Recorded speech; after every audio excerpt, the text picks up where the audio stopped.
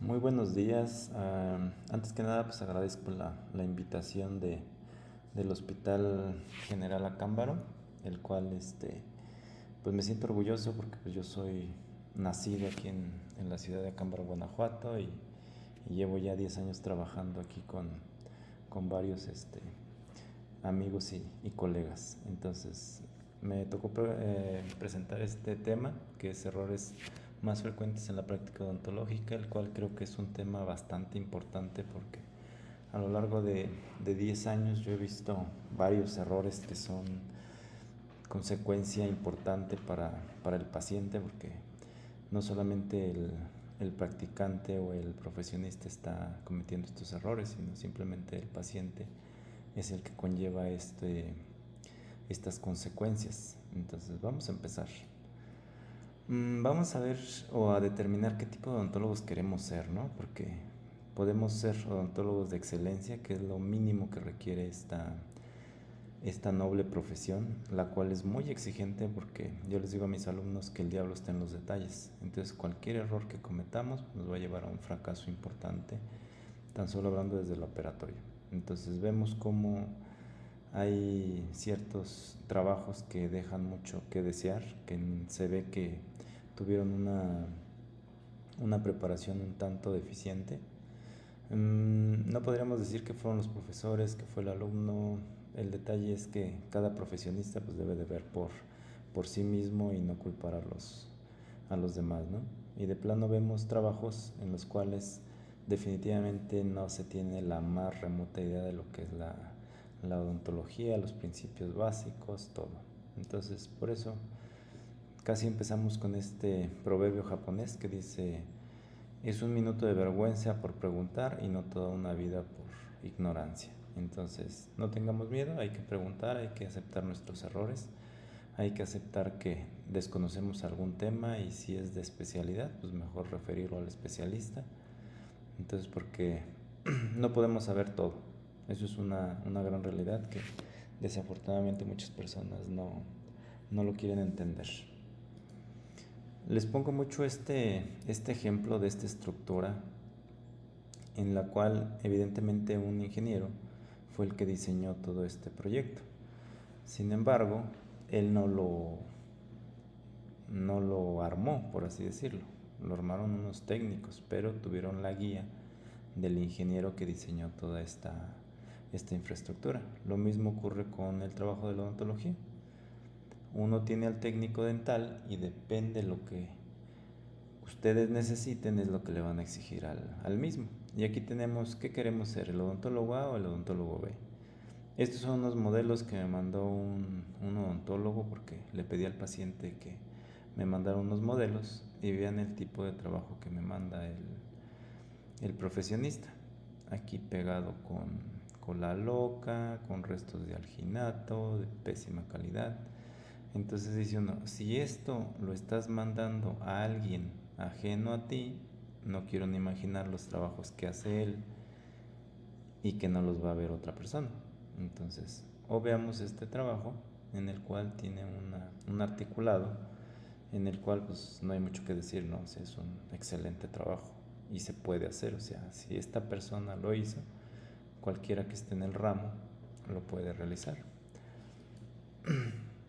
Es una cruel realidad que existan este tipo de cursos o talleres en el cual nos vamos a ver identificados con el programa que tuvimos durante la licenciatura. Entonces, ¿cómo es posible que vayan a buscar un curso del cual se tuvo una materia de todo un año? Entonces, es una cruel realidad que existen este tipo de cursos. Y más que existan, pues es de que los toman. Por esas razones que sigue habiendo este tipo de cursos. Lo que sí debería de haber es buscar nosotros que en la odontología, en nuestro programa, no existe lo que es medicina legal. Y es algo que nosotros deberíamos estar muy empapados, porque somos el blanco de este rubro de la de las leyes. Nosotros no sabemos absolutamente nada de leyes, entonces deberíamos nosotros saber cómo manejarnos nosotros en este sentido. Entonces, ¿cuál es uno de los primeros errores que cometemos al ser odontólogos recién egresados? Poner sus anuncios, la consulta es gratis. ¿Por qué la consulta se debe de cobrar? Porque hay que pagar renta, medios de protección, al asistente, a la recepcionista, el equipo que vamos a utilizar, los servicios que representa un consultorio, el instrumental, el esterilizado del mismo, la publicidad, los cursos de actualización, el seguro de protección legal. Lo pongo en otro color de letra porque estoy seguro de que un gran porcentaje de los odontólogos no tienen una protección de gastos médicos legales. ¿Por qué razón? Porque es la clásica idea de decir, a mí no me va a pasar, es muy poquito lo que tengo que pagar. O sea, recuerden que nosotros indicamos medicamentos, nosotros aplicamos medicamentos, entonces cualquier paciente que nosotros atendamos, no tenemos un seguro espiritual, por así decirlo, de que ningún paciente que nosotros atendamos nos vamos a salvar de algún problema. Para nosotros estar protegidos de eso, pues obviamente debemos de tener el conocimiento, la preparación y la infraestructura para nosotros poder resolver o mantener una eventualidad mientras llegan los servicios de emergencia. Entonces, es muy importante un seguro de gastos legales, por el hecho de que ahora sí que es ridículo decir que la justicia no es justa. ¿Por qué razón? Pongamos un ejemplo de un médico que trabaja en una farmacia de esas que venden medicamentos exageradamente baratos, en el cual este médico le pagan 50 pesos o 30 pesos de consulta. Pero resulta que si por alguna mala práctica, algún error que haya tenido, fallece uno de sus pacientes, una demanda o una denuncia va a ser exageradamente cara. No le van a decir, cobraste 50 pesos y te vamos a hacer el tabulador en base a los 50 pesos que cobraste. No, va a ser totalmente independiente a lo que él haya cobrado. No significa esto que nosotros nos vamos a extralimitar en los gastos de una consulta, ¿no? Simplemente cobrar lo que es una consulta normal. Entonces, ¿por qué debemos de cobrar una consulta por debajo de esto? Principalmente por el conocimiento, porque ustedes ya se prepararon, ya tienen una licenciatura o una especialidad en la cual tenemos que cobrar esa preparación que conlleva todo esto. Si no, pues prácticamente a mí lo único que me llega a pensar es que es algo de lo cual no dominan. Toda esta plática está respaldada en literatura, en artículos, en libros, en normas oficiales. O sea, casi por lo regular en mi especialidad como que nos tachan mucho de que somos muy rectos, muy cuadrados. Es que la ciencia lo dice, ¿ok? Entonces dicen, es que ¿por qué hay que mandarlo con el especialista? La misma norma lo dice. Si ocupa un especialista se tiene que mandar con el mismo. Nosotros criticamos muchísimo el uso del uniforme quirúrgico en la calle. La misma norma dice: la vestimenta protectora del profesional y sus asistentes debe de utilizarse exclusivamente en el sitio, ¿okay? No es de que sea una ropa de vestir. Hay infinidad de marcas de ropa para vestir en la calle. Todos los quirúrgicos son hechos para estar dentro del consultorio, dentro de quirófano o dentro de una clínica. Entonces, como tal, no es una vestimenta de otro tipo de moda, que desafortunadamente lo están usando así. Y la bata igual. La bata es un medio de protección y de exposición de que nosotros estamos protegiéndonos a nosotros mismos y representando al paciente que lo que estamos nosotros utilizando es una ropa limpia que solamente se va a utilizar para el mismo paciente. Igual lo mismo, es común que lleguen a utilizar para procedimientos quirúrgicos la pieza de mano. Entonces vean cómo la misma norma dice no emplear como irrigante quirúrgico el agua de la unidad dental. por infinidad de razones que más adelante vamos a comentar. Entonces, es común que se vuelva un circo en algunas clínicas la atención dental. Aquí esta foto me llamó la atención, en el cual vemos que el operador no tiene cubrebocas, no tiene guantes, ahí tiene el espejo dental. La asistente no tiene los guantes calzados a su medida, está volando en esos guantes. Vean el cabello como lo tiene sin protegerlo, para eso son los gorros. Aquí una persona con ropa de la calle. Entonces, como verán, es muy fácil perder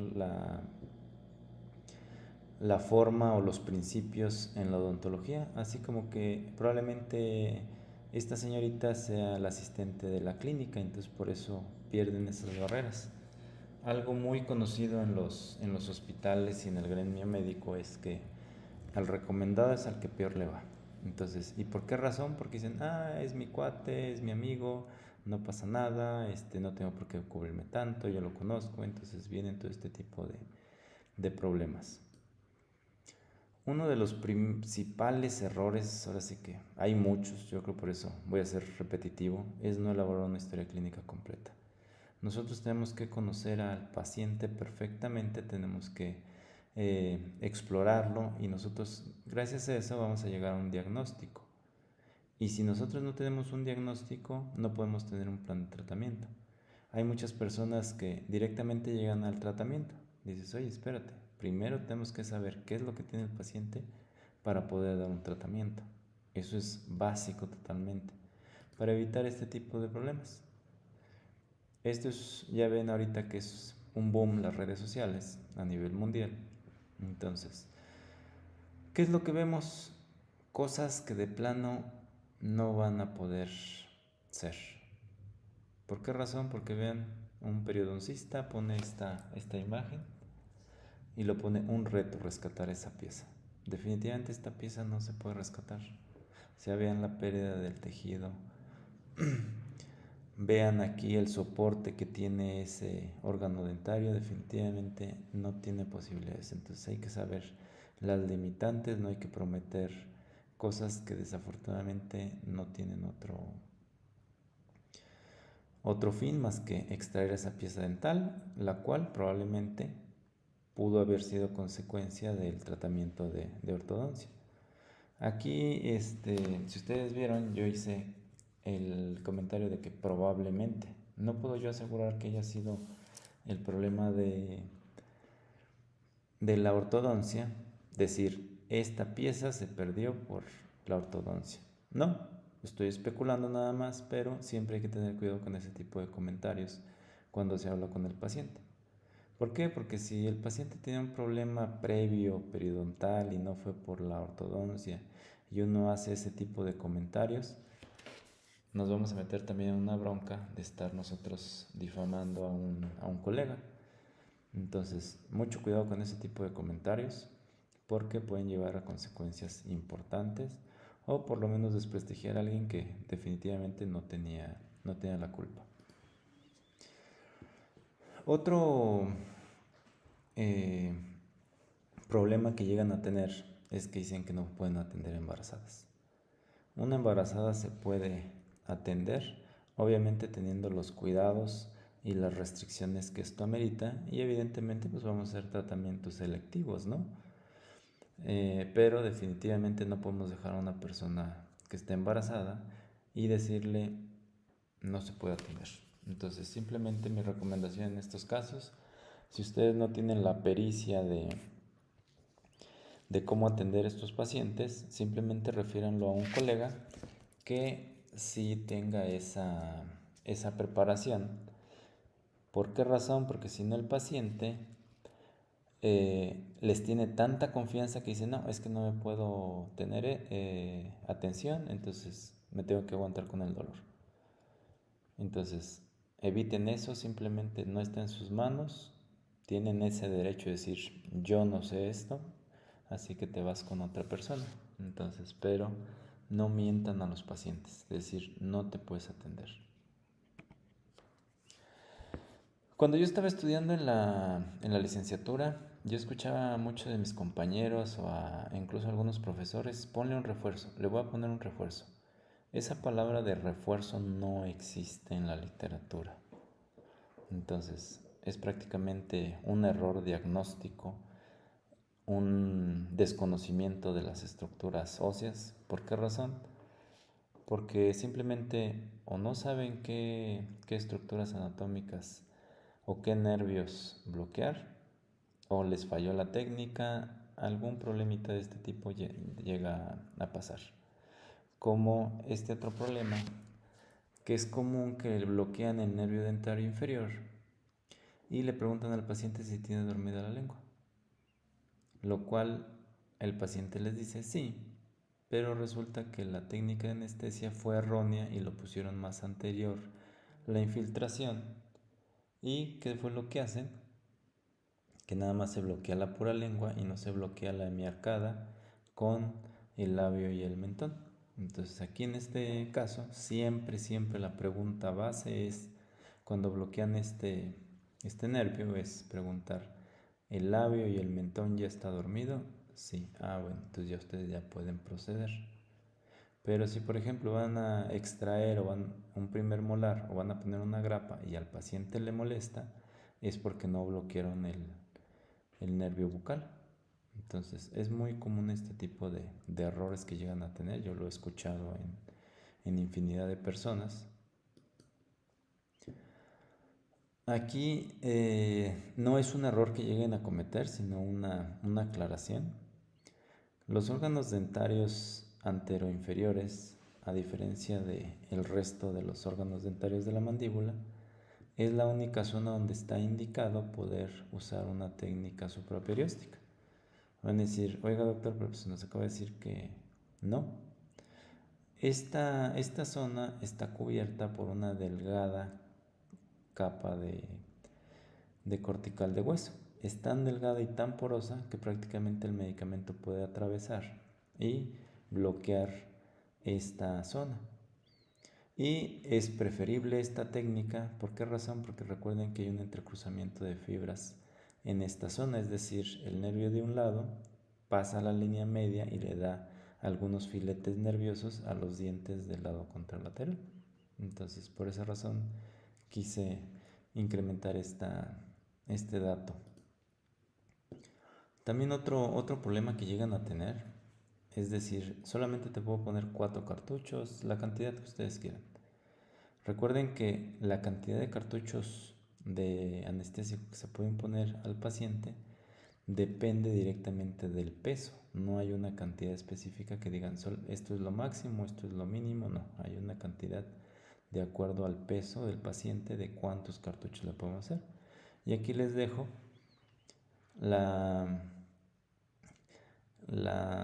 ecuación que ustedes tienen que hacer para poder saber cuántos cartuchos puede disponer el paciente, evidentemente si no hace una infiltración intravascular, que es otro de los problemas importantes que llegan a tener, que muchas personas no hacen una aspiración. ¿Y por qué razón? Por mera flojera, la verdad. Incluso está en la literatura, está reportado que se les pregunta a los odontólogos si sinceramente hacen una aspiración. Pero también tenemos un problemita. Si ustedes ven esta jeringa tipo carpool, van a observar que no tiene un arpón para poder hacer una aspiración. No tiene una zona de sujeción para poder hacer una aspiración. No tiene un anillo acá. Entonces, desde el momento en que estamos hablando de que compramos una jeringa tipo carpool errónea, ya desde ahí estamos con problemitas. También hay gente que menciona de que no usa vasoconstrictor, o sea, pero vean la consecuencia. Si yo uso un anestésico, por ejemplo la lidocaína, sin vasoconstrictor, en lugar de yo poder disponer de 7 miligramos, voy a disponer solamente de 3, es decir, menos de la mitad. Esto porque es igualmente por ignorancia. ¿Qué es lo que dicen? Ah, es que en algunos pacientes no se usa vasoconstrictor, entonces mejor no me los aprendo y simplemente no uso vasoconstrictor. Y desafortunadamente la odontología se maneja muy frecuentemente en chismes. ¿Por qué razón? Porque mis propios alumnos de la materia de exodoncia llegan y piden anestésicos sin vasoconstrictor. Entonces sí como que les pregunto, oye, pues, ¿tiene alguna enfermedad o algo que justifique no usarlo? No, doctor. Entonces, a pesar de que yo les doy clases, se fundamentan más en los chismes. Otro, Otra mentira garrafal que llegan a utilizar es esta. No te hace efecto porque estás nervioso, hablando de la anestesia. Aquí es una reacción química la que hay dentro de los tejidos para que se bloquee a un paciente. Debemos nosotros de saber que estas son las sensaciones que principalmente se llegan a perder cuando se anestesia un paciente o una zona. Estas otras funciones, por lo regular, no se llegan a perder, depende todo de la susceptibilidad del paciente. Y vemos aquí función motora. Entonces, esto ustedes lo recordarán, por ejemplo, cuando bloquean para un antero superior, que algunos pacientes llegan a perder la función muscular de esa zona, prácticamente porque la profundidad de la anestesia va en este sentido y llegó al último. Entonces, ¿qué es lo que ocurre cuando anestesiamos bien a un paciente? No hay ningún error, se seleccionaron adecuadamente las técnicas y resulta que el paciente no perdió la presión. Entonces, ¿qué es lo que va a pasar aquí? Que ustedes van a hacer la luxación, van a ejercer presión y como tal, ¿qué es lo que va a ocurrir? Pues que el paciente va a pensar que esta presión es dolor. Entonces, así es como funciona un anestésico. Y la regresión es a la inversa. Lo primero que se pierde es el dolor y lo último es la función motora y lo primero que se va a recuperar es la función motora y lo último que se recupera es la sensación de dolor. Así es como trabaja un anestésico. Otro, Otro error que incluso llega a manejar la literatura refieren que hay que acomodar el bisel de la aguja en dirección al hueso para hacer la infiltración. Yo les digo que la aguja no es una lámpara como para que a donde dirijan es hacia donde va a iluminar. O sea, definitivamente no. Métanle ligera presión a una aguja y vean cómo agarra una dirección recta a pesar de presentar un bisel. Recuerden que una de las características de los anestésicos locales es el poder de penetración y diseminación del medicamento. ¿Qué pasa si nosotros colocamos una gotita de pintura en un papel? Se va a diseminar, lo mismo ocurre con el medicamento. Entonces esto es una pérdida de tiempo y prácticamente es espantar más al paciente de que ustedes se pongan con la aguja probablemente larga y se pongan a acomodar. Entonces realmente esto no es necesario. Uno de los errores que yo digo, esto es totalmente ignorancia. Solo uso aguja corta. La uso para todo tipo de infiltraciones. Tan solo por mero sentido común, las fábricas, las empresas no van a decir, pues voy a hacer una larga y una corta, ya que escojan la que ellos quieran. No. La aguja larga tiene sus indicaciones, las agujas cortas tienen sus indicaciones y las extra cortas también. Entonces, este tipo de agujas sirven para bloqueos profundos, incluyendo el bloqueo del dentario inferior. Pero el hecho de que ésta sea larga es por cuestiones de seguridad. ¿Qué es lo que va a ocurrir? Que cuando ustedes hagan una técnica del bloqueo del dentario inferior, va a quedar 1 centímetro fuera la aguja si es que ustedes están en el lugar idóneo.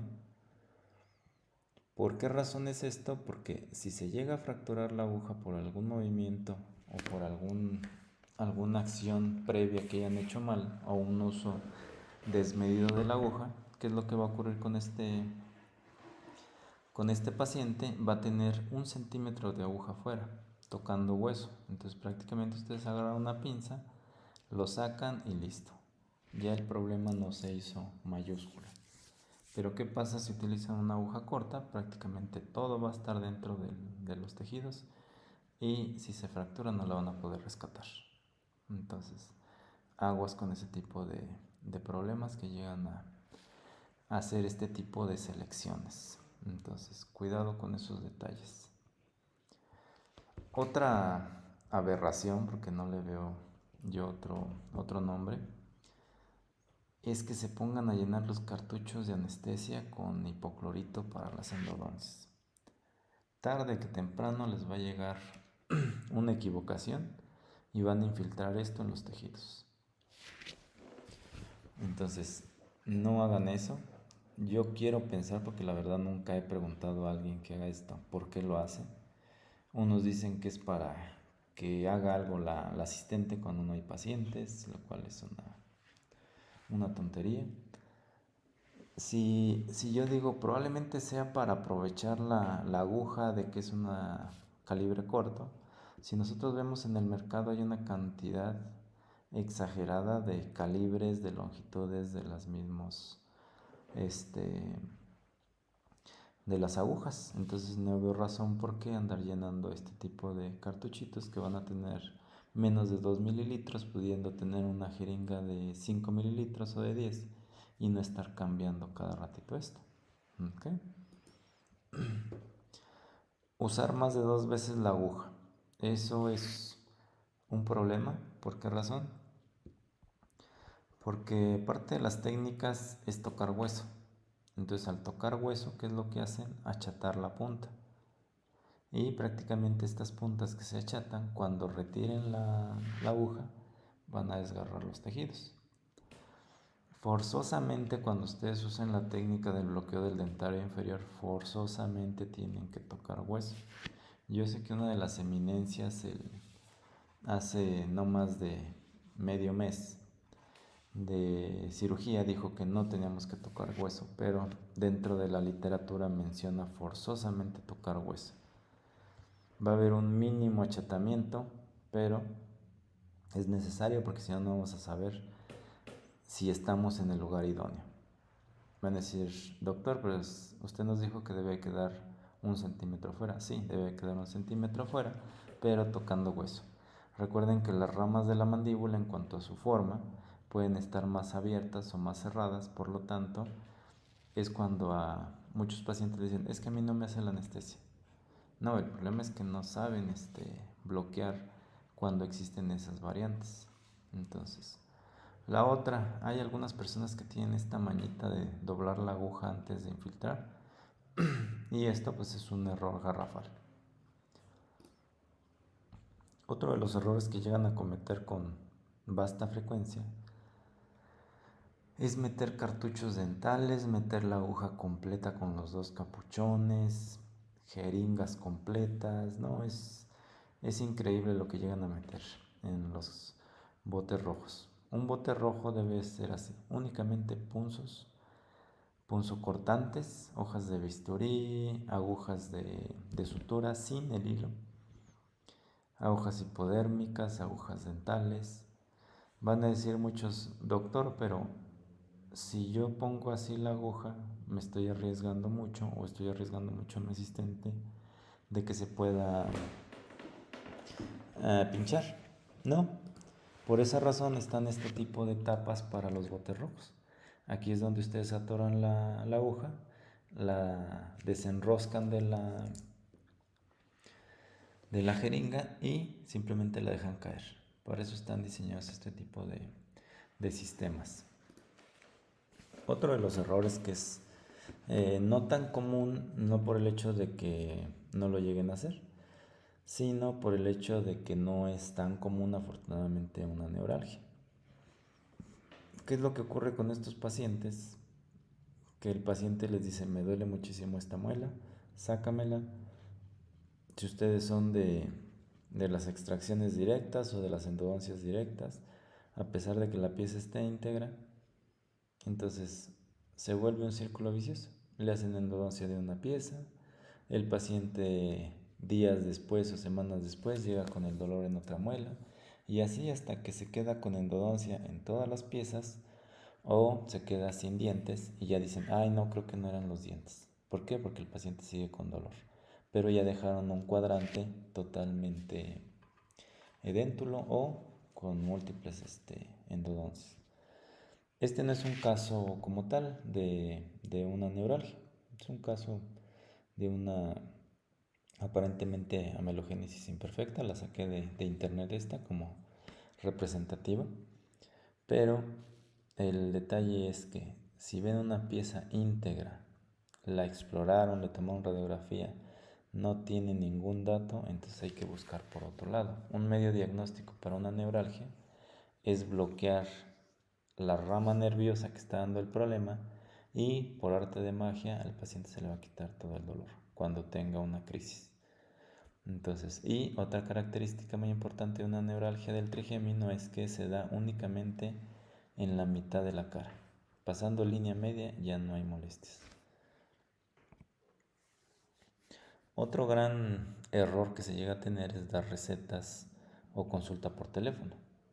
Entonces, aquí tenemos un caso de un doctor que le llega a su consultorio y él está en otro consultorio. Está esta paciente, tiene esto y esto. Obviamente no preguntan nada, no conocen al paciente y se pueden dar medicamentos de que algo le tiene que funcionar. Pero si el doctor dictó tal y cual como apuntaron, es pésimo doctor. Si la asistente medio entendió, la receta es del doctor y la firma que se inventan aún así lo involucra. ¿Ok? ¿Por qué? Porque vemos que aquí este doctor indica amoxicilina en tabletas. No hay amoxicilina en tabletas a menos que sea con ácido clavulánico. Indica medicamentos para el dolor por 6 días, o sea, realmente el dolor no debe durar tanto. Indica lo que es la arcoxia, la cual está indicada cada 24 horas y esto lo está indicando cada 12 horas. Es un medicamento que generalmente viene de 28 tabletas o comprimidos, entonces, ¿cómo es posible que esté comprando el paciente por 6 que se va a gastar mal indicadas, compre una caja de 28 unidades? O sea, realmente está erróneo esto. El ketorolaco se lo dan. El ketorolaco de 30 miligramos, ese viene sublingual o de ampolletas. Y le dan una tableta tomada. O sea, la que es vía oral es de 10 miligramos. Entonces, la ignorancia a la máxima expresión. El ketorolaco no se da cada 12 horas. Y luego la dexametasona. Tiene un problema infeccioso. Abusan mucho de la dexametasona. Si tenemos un paciente infectado y le damos un corticosteroide, como que no le estamos ayudando mucho al paciente. Entonces vean cómo es increíble que la clindamicina la den en tabletas, no existe. Nuevamente la clindamicina, abusan mucho de la clindamicina, la indican por 3 días, o sea, están abusando demasiado de los medicamentos y no los indican tal y como deben de ser. En cuanto al almacenaje o envío de las radiografías, un pequeño error, mandarlo en una bolsa para esterilizar. Una bolsa para esterilizar no es una bolsa de almacenamiento radiográfico. O es común que me lleguen a mandar la radiografía periapical y me la manden con todo y la lámina de plomo para que me intoxique, con el papel, o sea, todo eso se debe de tirar si quieren utilizar el paquetillo como medio de almacenamiento. Es bizarro, no le veo otra palabra, que teniendo el aparato de rayos X no lo utilicen. como la ideología de muchas personas es toma la radiografía para una extracción dental solamente si se te complica. O sea, este paciente ya mayor de edad, ya vean cómo le quitaron una pieza y por no tomar la radiografía vean el quiste que estaba ahí guardándose. Afortunadamente el paciente se infectó y gracias a eso nos dimos cuenta del quiste que estaba ahí en crecimiento, que todavía está en estudio. Vean esta imagen de un segundo molar con 3 raíces. Esto definitivamente no lo vamos a saber si nosotros no vemos una radiografía. Rayar una radiografía es parte de los errores básicos que se mencionan en la literatura. ¿Por qué razón? Porque estas pruebas, estos medios diagnósticos pierden validez. ¿Por qué razón? Porque ya lo rayaron. Y la otra pierde validez jurídica. Entonces, un medio de diagnóstico y un medio comprobatorio lo están echando a perder, quitándole su validez clínica y su validez legal. Entonces, ahorita por medios electrónicos vemos cómo nos mandan la radiografía y la marcan.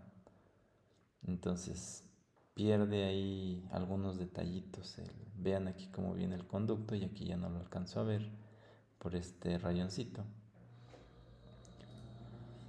Ahorita un tema que está en boga o de moda, estamos hablando de la tomografía. La tomografía es lo máximo. Sí, la tomografía es un medio de diagnóstico de excelencia, pero tiene sus indicaciones. Aquí, por ejemplo, tenemos un paciente con una fractura doble o pacientes que tienen una fractura de todo el macizo facial, pues nos ayudan bien para tener una idea de cómo está el paciente. Entonces, ¿qué es lo que tenemos aquí? Pues nos va a funcionar. Sin embargo, las tomografías nos ayudan tridimensionalmente para ciertas condiciones como las que acabo de mencionar. Pero para nosotros sacarle todo el jugo, pues tenemos que ver y saber diagnosticar perfectamente los cortes axiales, sagitales, coronales, que es donde realmente nos da la información. Por ejemplo, esta pieza, un cordal, que tiene una relación directa con el seno maxilar. Aquí en este otro caso vean cómo metieron implantes sin una tomografía, sin una valoración adecuada, y vean cómo ya empieza a causar reacción en el seno maxilar. Entonces, mucho cuidado con estos detalles. Hay que saber para qué están indicadas las tomografías. Las tomografías tienen un valor importante a nivel de cirugía, a nivel de implantología, de trauma facial, de tumoraciones. Por ejemplo, sabemos que una de las radiografías de excelencia en odontología pues es una panorámica por toda la información que nos llega a dar. Sin embargo, aquí como que veo aquí algo raro, el paciente con dolor. Entonces, aquí yo veo que me está dando un dato, pero no me lo da definitivo. Entonces, ¿qué es lo que hago? Voy a una periapical y vean cómo aquí ya lo que aquí se veía borroso, ya aquí con una periapical ya veo que tiene una fractura vertical y listo. Algo muy importante que nosotros debemos de corroborar la clínica con los medios de apoyo como una radiografía. Ni somos totalmente clínicos ni somos radiólogos. Entonces hay que saber que nosotros necesitamos valorar totalmente al paciente. Las radiografías pues deben ustedes de abusar de la radiografía y ver todos los datos que les está dando. Aquí tenemos una pieza donde el doctor me manda y me dice: doctor, está una paciente con una muela invertida, muy rara. Sí, efectivamente es muy rara, pero lo que te debe de preocupar es toda esta zona radiolúcida que tienes en el paciente. Entonces, ¿qué es lo que ocurre si yo tengo un paciente con estas condiciones? Prácticamente no alcanzo a ver, entonces me voy a un siguiente nivel. ¿Y qué es lo que hago? Pues ya tengo ahí la radiografía y veo el tamaño de esta tumoración tan importante y tan agresiva. No me voy directamente a la tomografía, porque la tomografía me va a ayudar con fines quirúrgicos. Ahí yo voy a poder determinar qué tanto me voy a ir para los cortes, el tratamiento, pero para fines diagnósticos siempre va a ser de excelencia una radiografía panorámica. Otro error común que llegan a mencionar incluso en las panorámicas es que ven una zona con alguna variación y dicen es defecto de la radiografía. Sin embargo, aquí esto afortunadamente le llegó a una doctora que pues ya tiene mucha pericia. Entonces vean cómo tiene una divergencia en el eje longitudinal de las raíces, tiene una zona relativamente bien delimitada. Pedimos una periapical, corroboramos que no está en buenas condiciones, nada más que no la tuve a la mano la radiografía, pero vemos la foto quirúrgica, como efectivamente tenía una lesión quística este paciente, y gracias a la pericia de la doctora que le llegó fue que pudo diagnosticar que aquí se presentaba una patología. Hablando de las extracciones dentales y no soltando el tema anterior, vemos que la complejidad de una extracción dental lleva todos este tipo de detalles que nosotros tenemos que considerar. Y si ustedes ven, en azul vienen varias de las características que nosotros debemos de analizar, pero si nosotros no tenemos una radiografía, no podemos determinar que existan estos puntitos a favor de que va a ser compleja esta pieza. Van a decir, ¿por qué puso esta imagen, doctor? Es que es parte de la clase que les doy a mis alumnos de exodoncia, en el cual, por mero sentido común, quitarle un diente a este personaje probablemente sea más sencillo que quitarle una a este otro personaje. Entonces, por eso es que menciono que la complexión es un factor que incrementa las posibilidades de una extracción o cirugía compleja. Aquí en esta parte, perdón por el sonido, hay muchas personas que dicen yo solo uso elevadores para extracciones. Eso es una pérdida de tiempo. ¿Por qué razón? Porque los elevadores tienen ciertas indicaciones, los forces tienen ciertas indicaciones. No es de que si yo lo saco solamente con elevadores es porque soy mejor. O sea, realmente no, o sea, es mera ignorancia. Van a ver que de aquí en lo que termino esta diapositiva, la pieza con un forceps sale de manera rapidísima. Y no estoy batallando con un elevador, perdiendo el tiempo, martirizando al paciente porque tiene sus indicaciones cada instrumento. Entonces, otro de los errores que se llegan a presentar es el uso de hemostáticos de manera cotidiana. Presión. ¿Por qué razón? Porque dicen, voy a hacer una extracción, o los que se meten a hacer procedimientos quirúrgicos, ¿qué es lo que hacen? Hacen la cirugía y meten algún agente hemostático. Yo les puedo decir que llevo 10 años de cirujano maxilofacial, aparte los 4 años que estuve haciendo la especialidad. Entonces, ¿qué es lo que hubo con estos materiales? Si yo he usado estos agentes hemostáticos en 15 o 20 veces, son muchas. Definitivamente una cirugía no es una carnicería. ¿Qué es lo que vemos aquí? Otro de los errores frecuentes es no revisar un diente después de extraerlo. ¿Para qué? Lo básico, para ver que hayan tenido una extracción total de la pieza. Y la otra, si nosotros en la radiografía vemos que hay una zona radiolúcida a nivel apical, pues tenemos que corroborar si nosotros al haber quitado la pieza se vino pegado ese tejido de granulación o quístico en el ápice de la raíz. Otro problema que llegan a tener, porque algunos lo hacen de manera convencional, es hacer un raspado alveolar después de hacer una extracción que para que sangre. Esto es un error por no saber la fisiología de la cicatrización post-extracción. Cuando ustedes sacan una pieza, la mitad de las fibras periodontales se quedan en la raíz y la otra mitad se quedan en el alvéolo. Y estas van a servir para que quede fijado el coágulo. Sin embargo, si ustedes se ponen cada que sacan una pieza a raspar eso, es muy común que lleguen a quitar todas esas fibras y tengan menor estabilidad el coágulo que esté ahí adentro.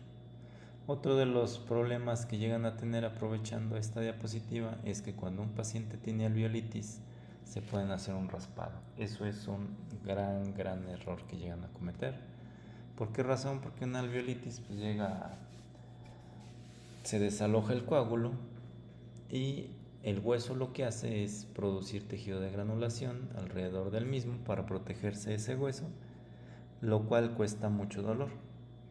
Entonces van y llegan y le quitan ese tejido, pues otra vez se repite todo ese círculo vicioso de dolor intenso para el paciente. Entonces, no hagan raspados de favor. Caso contrario a lo que comentamos, si ustedes ven aquí la punta de esa pieza, en la radiografía, en el ápice se ve una zona radiolúcida. Y en la pieza se ve como que está media chueca, porque tiene unos pedazos de tejido.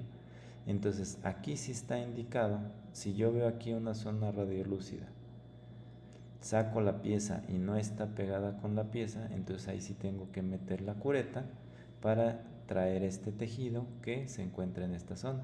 Pero ojo, ese legrado que yo voy a hacer va a ser en la zona apical, no en la zona del resto de las raíces que se encontraban en ese alvéolo. Y obviamente pues tener cuidado de no lesionar el dentario si es que se encuentra próximo a esa zona. Esto es muy común que lleguen a torturar a los pacientes, porque no hay otra palabra. Si no sale en una hora ya es para cirugía. No, eso es un gran error. Vean cómo la misma literatura menciona en un término de 4 o 5 minutos no la pueden sacar, ya está indicada para cirugía. Entonces no es, porque les aseguro que si yo les hubiera dicho, ¿saben qué? Si no sacan una pieza en 4 o 5 minutos me hubieran dicho, ay doctor, no exagere tampoco. Pero vean cómo la literatura lo menciona. Otro problema que llegamos a tener es hacer extracciones múltiples de manera convencional. Lo voy a sacar sin cirugía, sin especialista. ¿Cuál es la razón del por qué debe hacerlo el especialista? Por todas las espículas que llega a tener el paciente al hacer extracciones múltiples. Entonces se debe hacer un regularizado óseo para que quede en condiciones para no tener espículas y al final pues, se van a tener que quitar. Entonces, por esa razón es que se debe hacer de manera quirúrgica extracciones múltiples.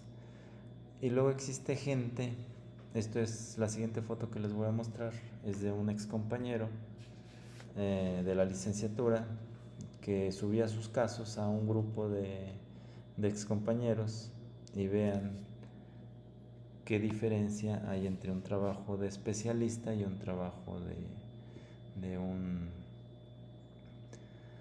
de una persona que no tiene especialidad. Entonces es muchísima la diferencia que hay entre uno y otro. La otra de los problemas es usar algodón. Recuerden que el algodón no se debe usar después de una extracción dental. ¿Por qué razón? Porque pues va a dejar ahí restos del mismo en el alvéolo y puede ser susceptible a una infección. Y aquí aproveché para colocarles esta imagen donde el paciente no debe salir con la boca sangrante, con el algodón, una bola de algodón. Simplemente la gasa que se debe de utilizar se coloca sobre la herida y no está prominente, simplemente cumple su función de compresión. Y por fuera el paciente no parece que se le haya hecho ningún procedimiento.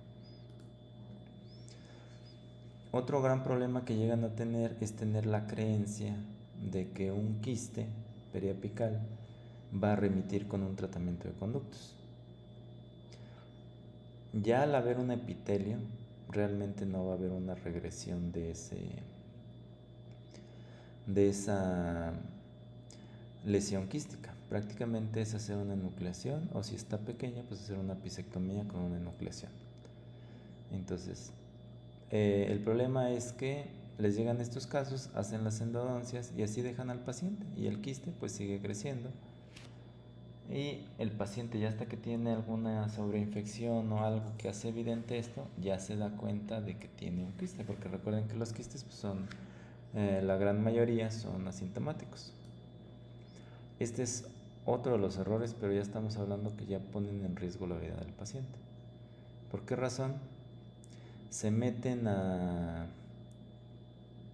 área quirúrgica a quitar una lesión, una tumoración de un paciente, y si al paciente le sigue saliendo, dicen, bueno, si la otra te vuelve a salir otra vez, pues ya lo mandamos a analizar. Estos procedimientos de una biopsia deben de ser hechos por un cirujano maxilofacial. Ni el patólogo bucal se debe de meter en esto. Entonces, ¿por qué razón? Porque existen altos riesgos de complicaciones. Si no se conoce la anatomía, si no se tiene el adiestramiento, realmente esto debe ser por un cirujano, porque recuerden que una de las características de la boca es que es muy irrigada y tiene muchas estructuras importantes.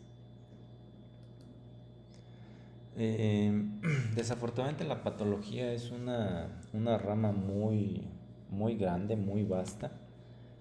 Entonces, si desconocen las patologías, no son peritos en patología, simplemente su única obligación es determinar esto no es normal y tengo que mandarlo al especialista para poder ver qué problema tiene realmente el paciente. ¿Por qué razón? Porque esta imagen la puse porque esta paciente empezó con un aumento de volumen y se aventó como 3 años, porque en su clínica le decían de que eso era normal, o sea, es una aberración que tengan este tipo de comportamientos, de mentirle al paciente diciendo, o sea, imagínense, ya este tamaño tuvo que tener el paciente de la tumoración para que llegara conmigo para darle tratamiento. Y les pongo esta imagen. ¿Cuál de las dos ustedes creen que es una lesión maligna? Prácticamente las dos. Entonces, hay que nosotros conocer perfectamente la anatomía, ver qué es normal y qué no es normal, qué zonas son susceptibles, qué zonas tienen algún problemita. Aquí pues es evidente que ni siquiera hay que saber patología para decir, pues esto no tiene cara de algo bonito, ¿verdad? Pero estas cosas son las que deben de manejarse. Recuerden que un problema tumoral, entre más pronto se vea, va a ser mejor el pronóstico para el paciente. Si no sabemos definitivamente bien lo que es una patología, quitémonos ese egocentrismo que tienen muchos.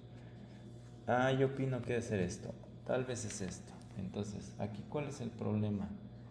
Que una de dos, o espantan al paciente o el paciente se queda tranquilo diciendo, es algo tranquilito, es X patología y no pasa nada, eso es normal.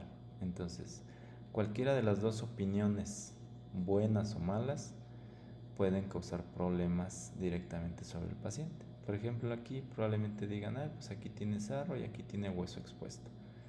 Entonces, simplemente no pasa nada al decir, desconozco qué tienes, lo único que sí sé es que eso no es normal. ¿Ok? Por ejemplo, este caso, existen los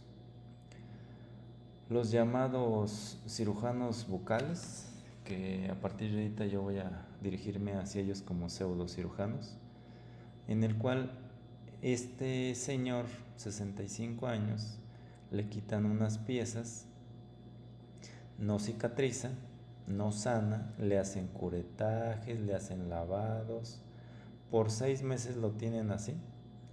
Y a mí cuando me mandan al paciente y me adelantan la tomografía, dije, esto no es bueno. Pero imagínense, este paciente 6 meses lleva sin tratamiento. ¿Por qué? Porque alguien que se cree cirujano está dando tratamiento sin saber absolutamente qué es lo que tiene el paciente y retrasando su tratamiento. Lo mismo ocurre aquí. Esta fue el caso que me inclinó a dar este tema. ¿Por qué razón? Porque esta pacientita empieza con un aumento de volumen en la región geniana, es atendido por un odontólogo, le quitó unas piezas, le dio antibiótico, llegó con otro odontólogo. El paciente se aventó 5 meses con tratamiento con 3 odontólogos diferentes, con antibióticos. La reviso, pido tomografía y vean el problemón que le provocaron a la paciente. La paciente ya tiene perforada la cavidad orbitaria, tiene perforada la cavidad cerebral, que probablemente, estoy especulando, cuando empezó con el problema, la paciente no haya tenido perforadas estas cavidades súper importantes. Entonces vean cómo el simplemente hecho de decir, ¿sabes qué? Esto no se ve bien, vete con el especialista porque esto ya sale de mis manos. Pero ¿qué es lo que hacen? No, es que como yo no voy a poder, como yo no voy a resolver esto, ¿qué van a decir de mí? O sea, imagínense que el paciente se entere que lo que hicieron esos 3 odontólogos fue retrasarle un tratamiento que le pudo haber salvado el ojo y las consecuencias a nivel de cavidad cerebral. Entonces, es penoso, es alarmante, por eso al principio de la plática yo les hice el comentario de que deben ustedes saber cuáles son sus límites. Este tipo de errores pueden llevar en riesgo la vida de los pacientes o estructuras vitales, como vemos en este caso tan penoso. Hablando de otro tema, hablando ahora de los cordales, es común que lleguen estos pacientes con esas cordales y les dicen, espérate a que salga. No necesito yo una radiografía para saber que esa pieza no va a salir. Se ve la inclinación clínicamente. En esta se ve la pieza que está vertical, la cúspide mesial se encuentra a la misma altura que la línea oclusal, entonces por lo tanto esta pieza no va a salir más. Vemos cómo esta línea mucosa ya va hacia arriba, es decir, no se va a quitar esta mucosa por arte de magia. Mencionan mucho de que un tercer molar hay que sacarlo solamente si da problemas. Definitivamente esto no va por ahí. ¿Por qué razón? Porque las muelas del juicio son como las amantes. Siempre van a dar problemas, tarde que temprano. Vean, una caries en el segundo molar, una lesión quística de un tamaño mayúsculo, un problema periodontal, una risólisis sobre el segundo molar. Entonces, tarde que temprano van a dar problemas. Afortunadamente ahorita la población no les interesa que tengan caries o no, simplemente ellos afortunadamente a edad temprana van con el odontólogo por la ortodoncia, porque es una moda que está desde hace décadas. Entonces, si nosotros agarramos a los pacientes desde una edad temprana, pues podemos solucionar grandes problemas que van a tener por la presencia de los cordales. Otro gran error es meterse a restaurar los cordales. Las muelas del juicio no están indicadas para restaurarse. ¿Por qué razón? ¿Qué creen que pasó con este tercer molar? ¿Qué va a pasar con este tercer molar? Al final se van a tener que quitar. Deben de cumplir con ciertos criterios para poderse quedar en boca. Uno de los primeros pues es de que esté totalmente erupcionada, que esté vertical, que esté en oclusión, que esté en línea de arco, que se pueda tener higiene al mismo y sea totalmente asintomático. Si le falta uno de estos puntos, la pieza se quita. ¿Ok? ¿Y qué va a pasar si tenemos una pieza así, un tercer molar, que cumpla con estos requisitos, pero su anatomía no es la mejor a nivel oclusal y se va a retener alimento ahí?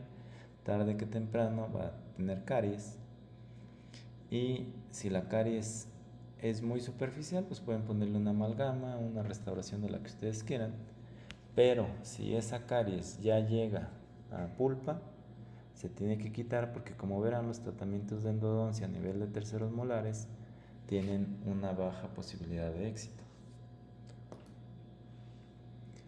Tenemos otro problema de que usan la pieza de alta para cirugía.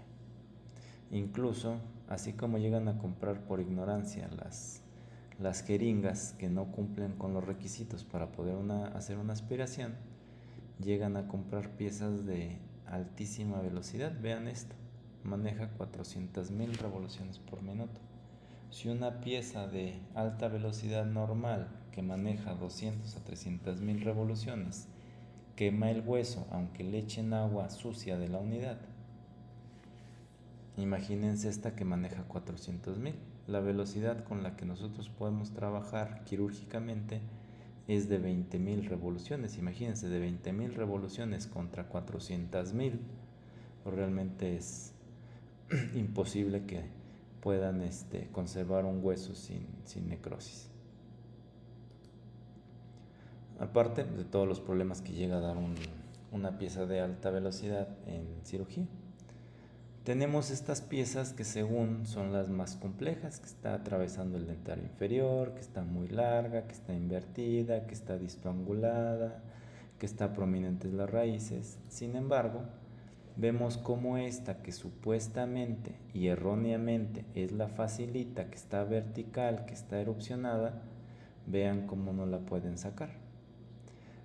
Está en boga un artículo menciona sobre solamente quitar la corona, pero en este caso el artículo es muy específico, menciona cuando una pieza tiene un exagerado riesgo de que se fracture la mandíbula o que se lesione el nervio dentario inferior. En eso lo pseudo justifica este artículo. Sin embargo, pues vean aquí queriendo hacer esto, es una técnica de la que se valen muchos pseudocirujanos y vean cómo se pierden. Esta es una radiografía que me obsequió el doctor Juan 23 de la ciudad de Lázaro Cárdenas, acá en Michoacán. Entonces, ¿qué es lo que vemos? Que se pierden, no saben la diferencia entre el hueso y el diente, lesionan el dentario inferior, dejan la pieza, o sea, ya ahorita ya no tienen respeto. O sea, primero sacaban las que según ellos consideraban que eran las tranquilitas y ahora ya no les interesa que esté horizontal la pieza. Otro error común que llegan a cometer es quitar el segundo molar para quitar el tercero, y vean cómo no quitan ni el segundo ni el tercero, y vean cómo aquí, por empezar a hacer cortes en esta pieza, cómo dañaron y afectaron totalmente al segundo molar, el cual pues, lo condenaron para su extracción. Vean cómo clínicamente lo dejan. ¿Por qué? Porque no tienen ni idea de lo que es una cirugía. Y aquí vemos otro de los grandes errores cuando se meten a quitar una muela al juicio, y vean cómo dejan fragmentos.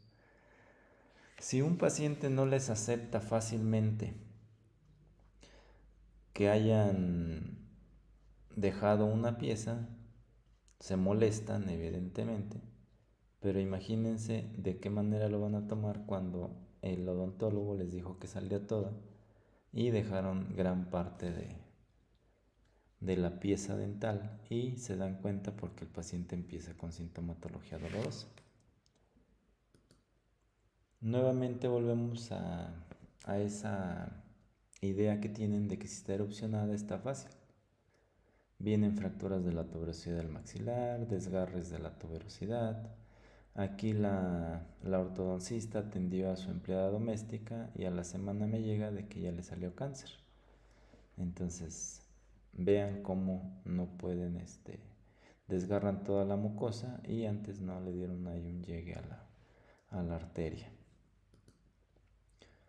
Otro problemita hablando de las muelas del juicio es que los pacientes llegan a presentar un cuadro de pericoronaritis y lo único que hacen es darle analgésico y antiinflamatorio.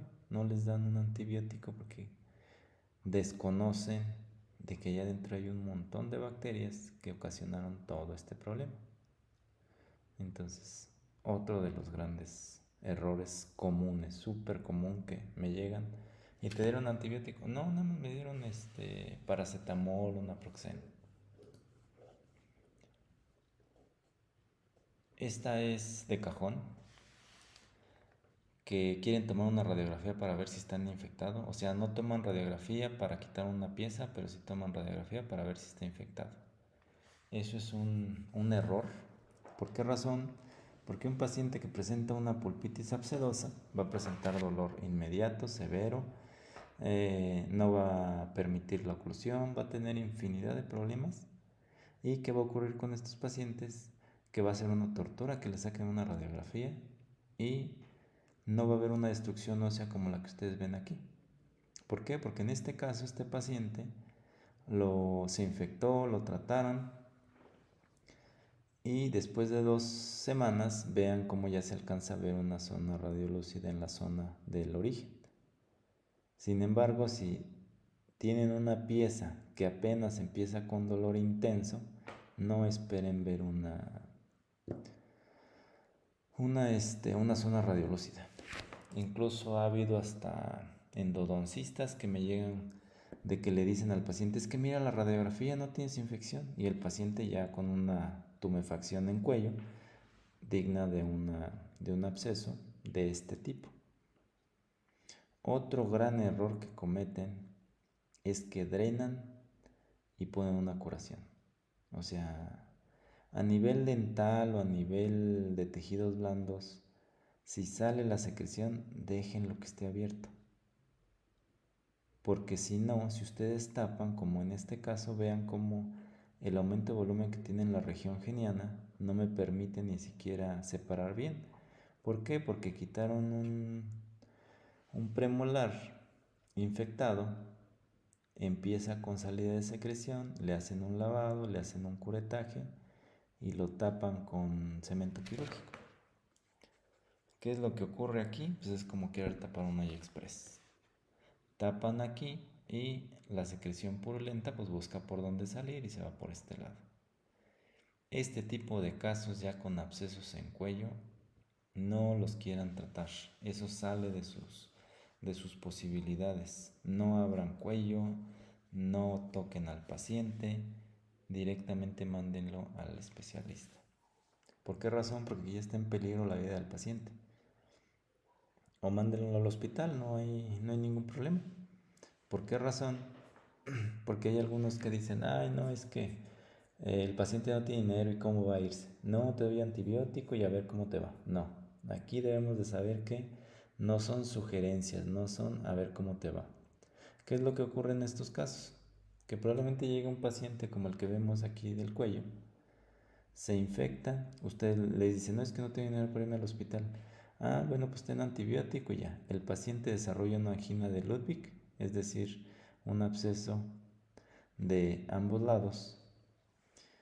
Y si alguien le dice, no, pues sabes qué, pues échale la culpa al odontólogo que te dio medicamento nada más y no te...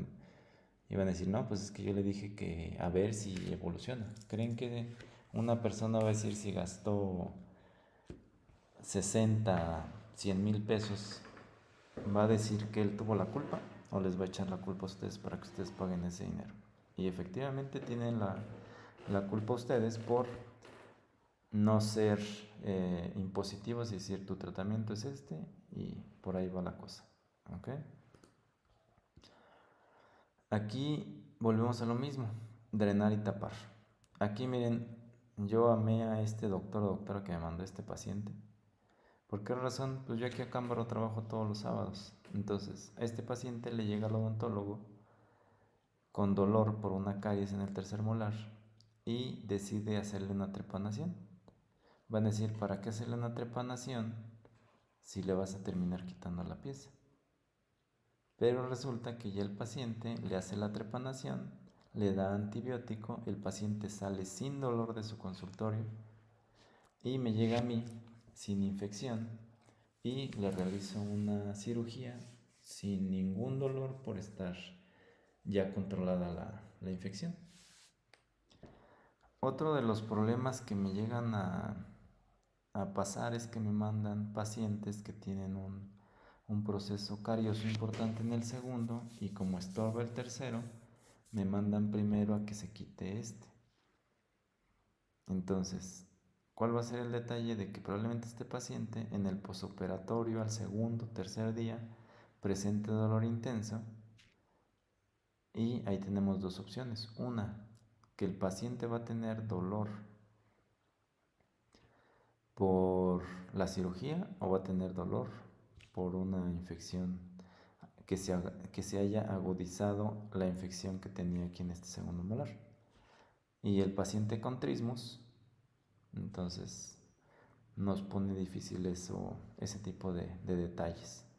Entonces, otro de los errores que llegan a cometer es que les llega un paciente con una infección en cualquier pieza dental, y resulta que ustedes le dan antibiótico porque tiene infección, y es tanto el dolor que tiene el paciente que le dicen, no, ya sáquemela, no. Y le dicen, no, primero el antibiótico y ya después regreses. Cuando les lleguen esos pacientes, háganle una trepanación. ¿Por qué? Porque tiene una infección, ya está avanzada, entonces ustedes tienen que hacer la trepanación, lo que ustedes llaman como tratamiento de urgencia, y ya el paciente se va a ir sin dolor, se va a ir con su antibiótico, y ya en una semana que regrese ya probablemente él diga, no, ¿sabes qué? Mejor si es la endodoncia, pero ya no tiene ese periodo de desesperación del dolor que lo orille a quitarse la pieza. Tenemos este caso en el cual la doctora me manda para quitar este tercer molar porque el paciente presenta dolor intenso, pero la doctora no acostumbra a tomar radiografías, y resulta que veo la radiografía y vean todo el proceso carioso que tenía la paciente. O sea, es un proceso carioso bastante importante, el cual, pues el problema no era la muela del juicio, el problema era la segunda molar. Entonces imagínense, este paciente esperando a tener tiempo para poderse operar de esta muela y tener un espacio en su trabajo para el reposo, y resulta que todo el problema se pudo haber tranquilizado con este tipo de una trepanación aquí y ya. Entonces hay que tener cuidado con esos detalles. Otro de los problemas que llegan a suscitarse, o otra moda que hay en la odontología, es que quieren meter hueso para todo, para una pisectomía, para un quiste, quieren meter absolutamente para todo. Entonces vean este caso, es un paciente que operé hace años, la cual tuvo una ameloblastoma. Esto fue 2 meses después de haberle quitado el ameloblastoma, y esto es 6 meses después de haberla operado. Vean la formación de hueso que tuvo la paciente, y que a esta paciente no se le colocó ni 1 gramo de hueso, y vean qué tanto se formó este hueso. Entonces definitivamente el hueso está mucho de moda. Me llegan pacientes de que quieren que les ponga hueso después de sacarle un canino, y les digo que no es necesario, y resulta que por azares del destino primero me llegan por un canino para retirarlo porque no se podía lazar por la inclinación que tiene, y resulta que al año, 2 años, me llegan para que le quite los cordales, y ya el hueso se forma totalmente. Entonces es un gasto innecesario para los pacientes que no debe de pasar. O sea, el hueso anda alrededor de unos $100 el gramo, entonces pues es un gasto excesivo y que no lo requiere el paciente. Otro problema es realizar tratamientos de especialidad. Esta imagen es muy conocida, que para qué agarramos un profesional si lo podemos hacer nosotros mismos. Tenemos esos pésimos resultados. La vestimenta, volvemos a lo mismo. Los gorros no son de adorno, los gorros son para que todo el cabello quede adentro. Se verán muy bonitas y lo que quieran, pero todo este molote de cabello debe estar dentro de. Ahorita está muy en boga que se pongan a realizar procedimientos estéticos el gremio odontológico. El gremio odontológico no tiene ninguna autorización legal ni académica para poder hacer procedimientos estéticos. Es lo peor que pueden hacer, ya que es una rama en la cual se debe ser otorrino, cirujano maxilofacial o cirujano plástico para poder hacer este tipo de procedimientos de acuerdo a ley.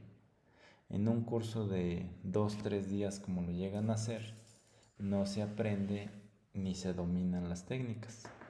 Vamos a ver que hay infinidad de complicaciones, entonces desconozco cuál sea su fundamento, decir, es que es algo que me toca. No, lo que les tocan son los dientes, la boca, pero no procedimientos estéticos. Y cada vez la gente va avanzando y se creen cirujanos plásticos, a tal grado de que he escuchado a algunos odontólogos que dicen, yo ya no me dedico a la odontología, yo me dedico a la pura estética. Y luego van avanzando a tal grado que ya se meten en zonas que si la cara no les compete, mucho menos la zona glútea. Entonces, como ustedes verán, este tipo de procedimientos no deben de ser realizados por el odontólogo. Vemos cómo las leyes están definidas, en el cual deben de abstenerse ustedes como odontólogos generales, que un cursito de 2-3 días no los ampara. Algunos se llegan a amparar en que está respaldado por COFEPRIS. COFEPRIS, su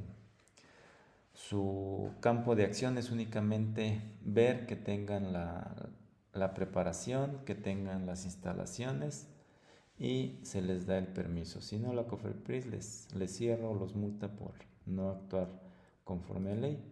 Y vean cómo aquí, lo que yo les comentaba, el otorrino, el maxilo y obviamente el cirujano plástico se pueden dedicar a zonas que les competa, limitando a su área de competencia a las patologías o procedimientos de cara y cuello.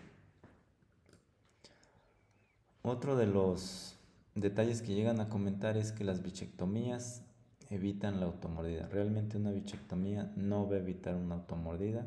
¿Por qué? Porque esto va a haber una flacidez en los tejidos en la zona del carrillo. Entonces prácticamente hay que quitar una zona de esto.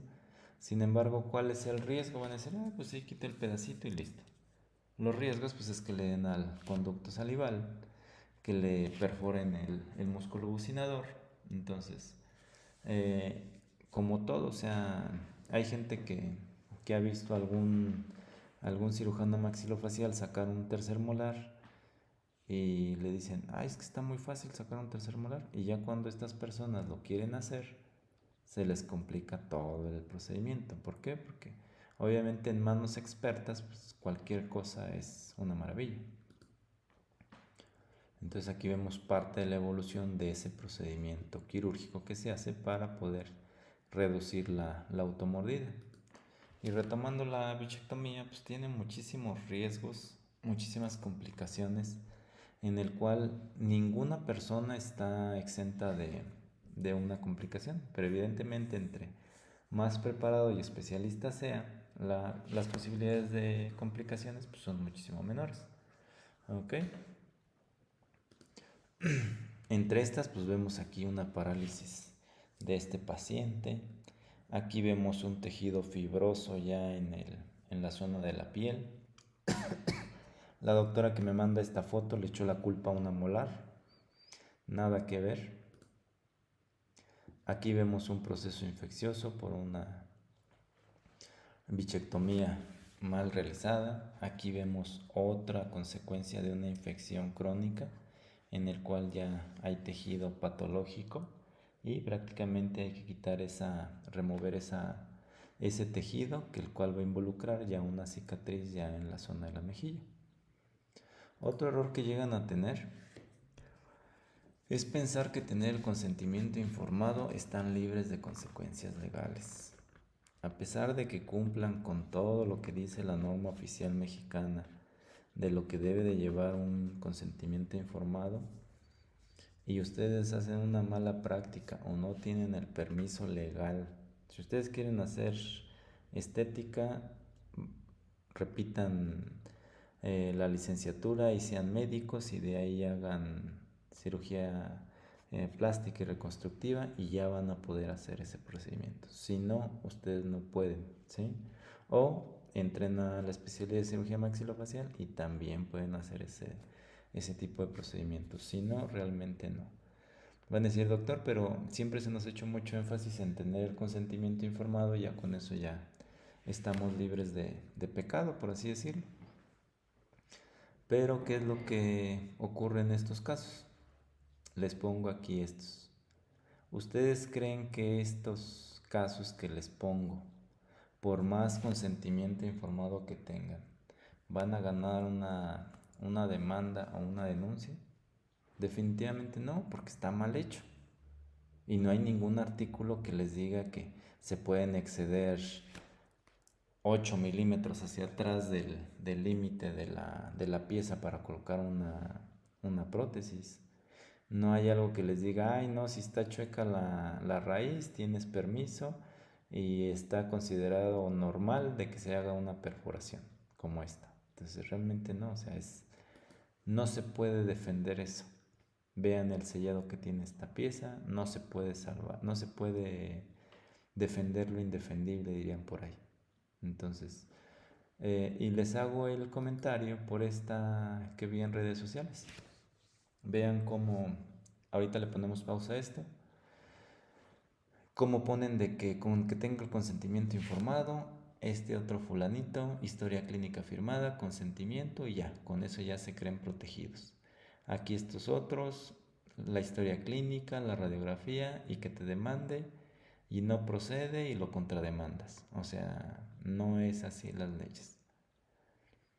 ¿Qué es lo que ocurre aquí? Esta es una página de un grupo de defensa legal, la cual pues se me hace un poquito este poco ético que fabriquen sus propias publicaciones. Aquí tapé el nombre probablemente. Entonces pone aquí, esta es una página de abogados, en el cual pues obviamente les preguntan de que si están, si son abogados o están estudiando para poder ser parte de esa página. No es de que acepten a cualquier personaje nada más para que pidan ayuda o asesoría. Entonces, y la otra, si un paciente tiene un proceso infeccioso que está poniendo en riesgo su vida del paciente, están de acuerdo que no se va a poner a pensar en demandar al que ocasionó ese problema. Primero se pone a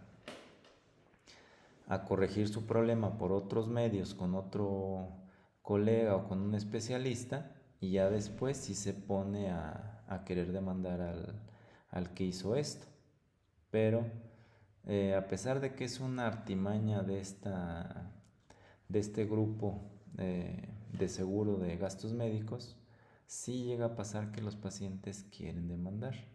No significa que no existan pacientes que prefieren arriesgar su vida o su integridad por demandar, pero no es algo común. Les pongo este ejemplo. Tenemos estos cordales en el cual tiene dos riesgos súper importantes, aparte de la infección. Que se fracture la mandíbula de los dos lados por esos cordales o que haya una lesión nerviosa. Entonces, si este paciente se me fractura o queda con alteración en la sensibilidad del labio y el mentón, teniendo ya mi consentimiento informado, pues sí me va a funcionar, porque quien vea estas radiografías sin ser Maxi lo va a decir, se va a fracturar esa mandíbula. Y a pesar de eso, no se fracturó. Para fortuna del paciente y mía. ¿Por qué? Porque se tuvieron los cuidados necesarios. Vemos que hay piezas que anuncian que se va a fracturar la pieza. Sin embargo, ¿qué pasa cuando nos llegan estos casos? Que vean cómo está la pieza, todo el hueso que tenía y se fracturó. O sea, aquí el perito va a decir culpa totalmente del que realizó esta cirugía porque no había ningún justificante para que esto se hubiera fracturado, a pesar de que tenga historia clínica completa, que tenga el consentimiento. Muchos se llegan a valer de decir, es que el paciente, yo le estoy avisando que no soy especialista, que voy a tardar mucho tiempo, que tiene estas complicaciones. A pesar de que ustedes lo tengan redactado por puño y letra del paciente, aún así si el paciente los demanda, van a perder. ¿Por qué? Porque el juez lo que va a decir, tú abusaste de la vulnerabilidad del paciente, que él no sabe y tú sí sabías que le ibas a hacer un mal. Entonces, hay que tener cuidado con esos detallitos, no se crean protegidos por un consentimiento informado cuando no hacen las cosas como deben de ser. Otro de los errores que llegan a cometer es devolver el dinero que exime de responsabilidades. Aquí, ¿qué es lo que ocurre? Que el paciente, me llegó hace como 8 años un paciente que lo dejaron con dolor neurálgico por quitarle un tercer molar. La señora regresa y le reclama al doctor, el doctor le regresa el dinero y le dice arréglatelas como pueda. El hecho de que ustedes regresen el dinero es aceptar culpas. ¿Ok? Entonces, un error que llegan a cometer. Y el otro es quererse ponerse a pelear en un ámbito legal cuando ustedes saben que tuvieron el problema. ¿Qué es lo que tienen que hacer? Reparen el daño, lleguen a un acuerdo, porque saben que tuvieron la culpa y para qué se meten en un pleito que lo van a perder. Es como si yo me pongo con el Canelo a los golpes, pues le digo, ¿sabes qué? Perdóname por lo que te hice, ¿qué quieres? Y listo, pero ¿para qué me echo el pleito si sé que voy a perder?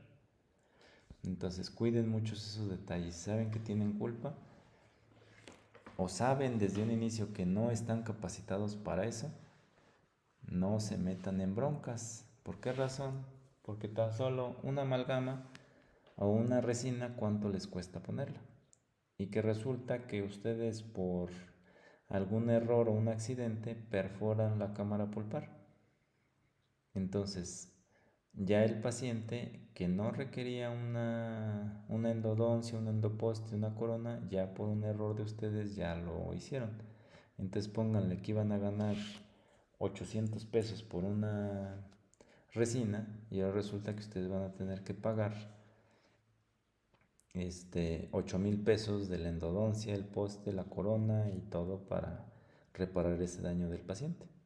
Entonces, si saben que no es su área, pues realmente mejor no se metan. ¿Por qué? Igual así como por una endodoncia. Quieren hacer una endodoncia y resulta que no saben hacer accesos camerales, perforan la furca, el paciente pierde la pieza y ustedes por hacer ese gasto, ya en lugar de ganar los 8,000 pesos de la endodoncia, el poste y la corona, ya ahora van a gastar tal vez 25,000 pesos en pagarle el implante al paciente. Entonces, por eso hay que saber nuestras limitantes. Aquí es muy común que los pseudocirujanos bucales vayan a los consultorios y llegan y les hacen su procedimiento. Cuando hay un problema de este tipo, aplica el refrán de que tanto peca el que mata a la vaca como el que le jala la pata.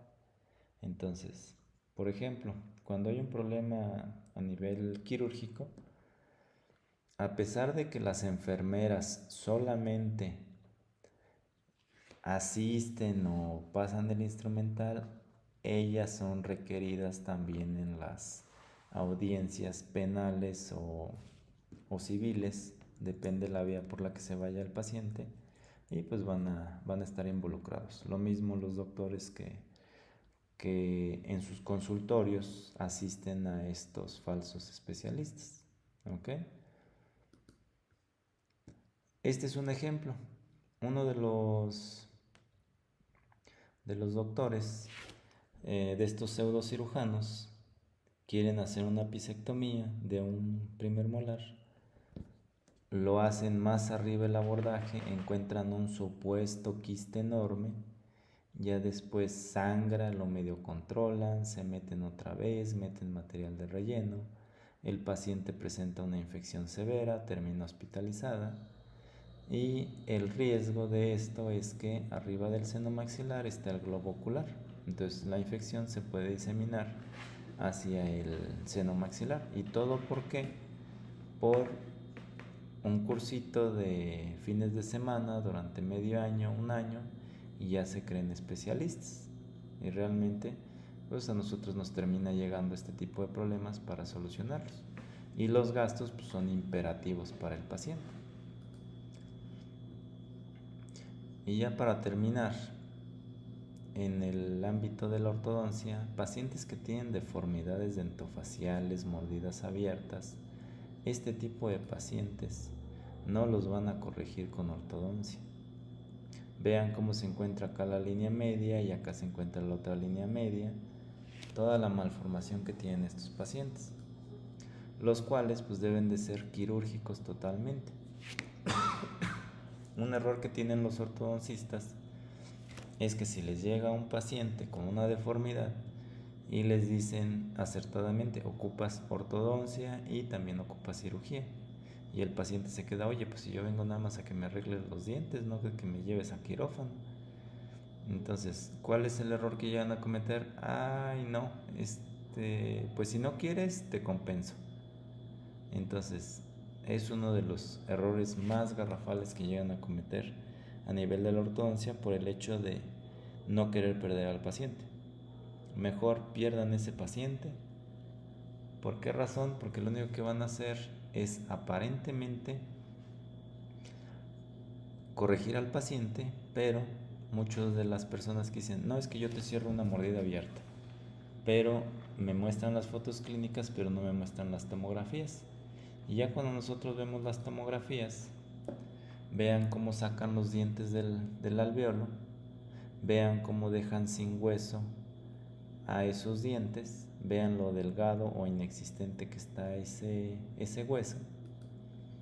Vean cómo aquí una cortical es tan delgada y el hueso no es plastilina para que para donde ustedes lo quieran mover se vaya hacia esa dirección. Entonces vean el grosor del hueso, que es prácticamente muy pequeñito. Vean cómo compensan, todos los dientes los jalan hacia atrás. Entonces prácticamente el hueso se queda aquí, todos los dientes quedan fenestrados a nivel óseo y más adelante pues van a tener fenestraciones mucosas y ya se va a hacer aparente el problema de las compensaciones. Vemos nuevamente tomografías donde se ven los dientes que no tienen ya hueso, el poco soporte óseo que llegan a tener estos pacientes. Vean el proceso alveolar, vean la pérdida de la línea oclusal que llegan a tener. ¿Por qué? Por querer compensar a estos pacientes. Entonces, cuando un paciente es quirúrgico, simplemente tu tratamiento es quirúrgico y no hay de otra. No que es que nada más con ortodoncia, pues si quieres pura ortodoncia sin cirugía, no se puede, yo no te puedo hacer ese tratamiento. ¿Por qué? Porque cuando empiecen a salirse los dientes, ahí es donde vienen las demandas o denuncias, depende de la vía que se agarre.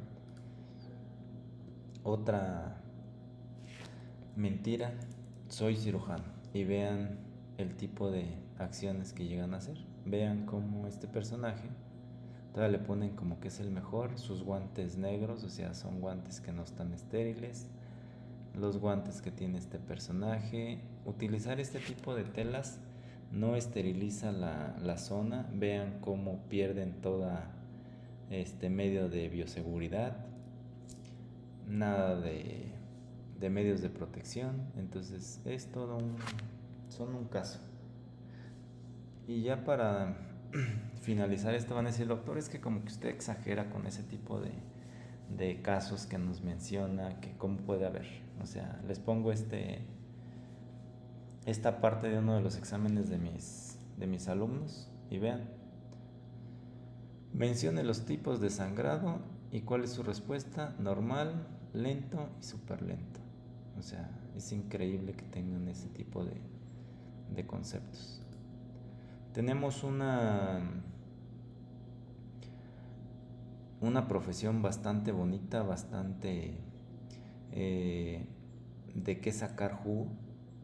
Entonces, simplemente es hacer lo que es un dentista, trabajar con todo, sobre todo la ciencia, el corazón, las manos, que es lo que nos hace gran parte de la profesión. Y ya, me despido con esta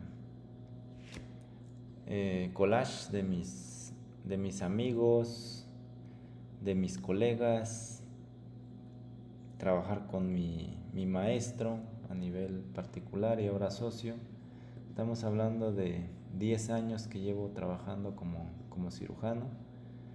Entonces, y ahorita pues tengo la dicha de ser el presidente del colegio de Maxilos en el estado de Michoacán. Entonces, quedo a sus órdenes para cualquier duda, comentario, y nuevamente agradezco la invitación a este congreso.